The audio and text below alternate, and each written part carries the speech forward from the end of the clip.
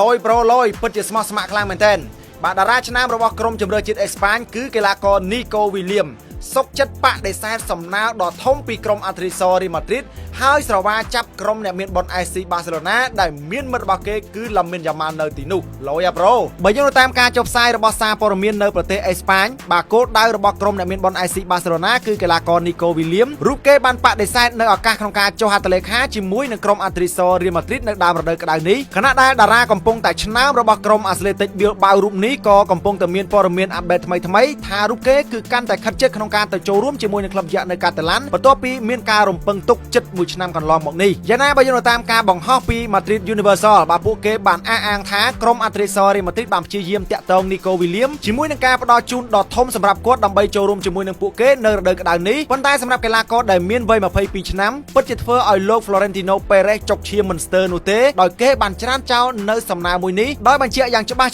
ថាក្រៅពីក្រុមអ្នកមានបុណ្យ FC Barcelona រូបគេមិនទៅចូលរួមជាមួយនឹងក្លឹបណាទៀតនោះទេនៅក្នុងលីកកំពូលអេស្ប៉ាញជាការពិតយើងដឹងហើយថាការពីរដូវក្តៅឆ្នាំ2024ក្រុមរបស់លោក Hansi Flick បាទពួកគេព្យាយាមដើម្បីចុះកុងត្រាយកកីឡាករ Nico Williams ប៉ុន្តែដោយសារតែនៅពេលនោះគឺមានបញ្ហាហិរញ្ញវត្ថុធ្វើឲ្យកីឡាករសញ្ជាតិអេស្ប៉ាញរូបនេះសម្រេចចិត្តបន្តកុងត្រារហូតដល់ឆ្នាំ